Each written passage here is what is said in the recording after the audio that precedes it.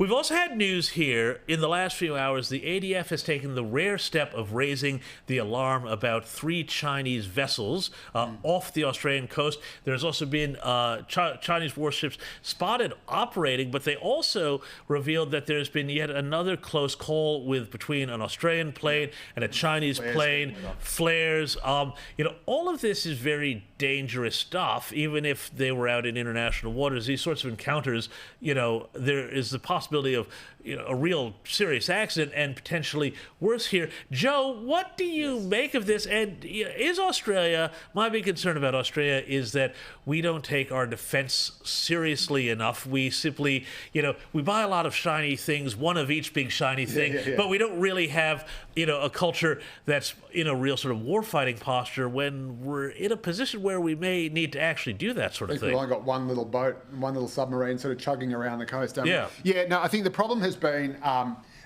it's been not necessarily a lack of will, but a lack of sort of long-term decision making. So we're constantly changing our minds about what the defence capability we need is. It changes with every government. It even changes within government. So we had Tony Abbott saying we're going to get Japanese submarines. Then we had Malcolm Turnbull saying no, we're going to get French submarines. Then we had Scott Morrison saying no, we're going to go with AUKUS, which I think is the right thing to do. But God, it's taken a long time to get there. And meantime, we've got this massive lag where we're not going to get the first things for decades. So our only military strength and security actually lies with our agreement with the US, and that is why we need to make sure we are lockstep with the US. Well, Lisa, because you mentioned all these conflicts, but it seems like right now in the world, if you look at the world, there's a great lesson in how modern warfare is being fought. It's being fought in the Red Sea with the Houthis. It's being fought in Ukraine and the use of drones and technology there.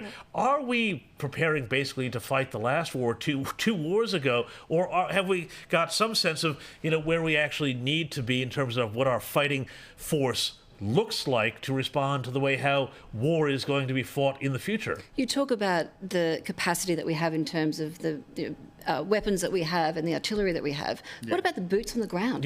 They can't actually recruit enough people into the military alone to actually ensure we've got the people there to fight for us when we need it. So you've got this threat coming in from China. You've got what's happening in the world as far as different conflicts underway.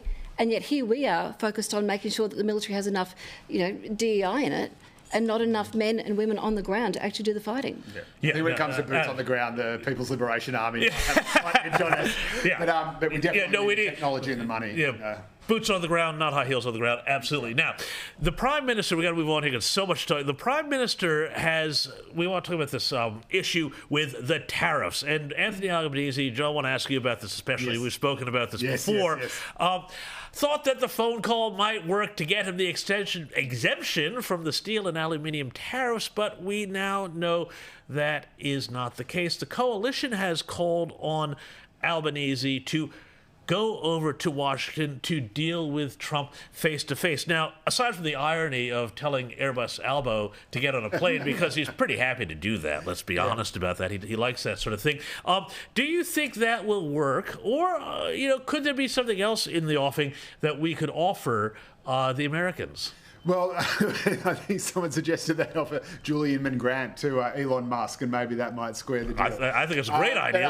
I think failing any form of human sacrifice, I think I think it is still under consideration. Trump actually over-egged what was agreed to by the two men. They both agreed to say it was under consideration. Trump said it was under great consideration. He said Albo was a very fine man. That obviously bodes extremely well. They don't come into effect for another month, and so there is a long time before we can actually say that there has been no progress or that they haven't been, that Australia hasn't carved out an exemption. The Prime Minister isn't going to go and just sort of set up a tent embassy outside the White House and see if Trump lets him in. You have to arrange a meeting. Even that phone call was arranged a week ago, so it was actually arranged before Trump made the tariff announcement, and it would have been the arrangements to set the date and the time for the phone call would have been in play probably ever since Trump was elected, and let alone even inaugurated. So these things take time to set up. I think Don Farrell sure meet with people. So that's great. And you've got Rudd. You've got Rudd. We've got Kevin Rudd. I mean, come on. Popular guy. What could go wrong with that? But, Lisa, one of the things is if you look at the Trump overall strategy, it's about to reshore manufacturing into the United States. And this is where the world is going now. Everybody's going to have to start making more of their own stuff. That's just simply the way things go as globalism breaks up. We, though, have about 5% of our economy now devoted to manufacturing. It's one of the lowest, if not the lowest, in the OECD. I think it's almost in inverse proportion to our alcohol taxes. Have we really left ourselves exposed here by running down our industry and running up our energy prices? Running down energy prices. What we're doing is not providing... So manufacturing, you speak of manufacturing, 42% I think it is of manufacturing relies on gas, right? So we don't have the gas supplies that are being brought out of the ground in this country to meet that demand. And what you've got with Trump is saying, well, we need to make America competitive again. Then the Business Council of Australia has just come out and said that's exactly what we need Australia to do. So that's where the pressure's going to come heading into this federal election, because you've got the leaders in this country, in the business world, finally standing up and saying, look, we need you to make it the regulatory restrictions around this lifted. We need better tax breaks. We need to make it easier in this country to run a business and actually contribute to the economy so we don't see everything going offshore.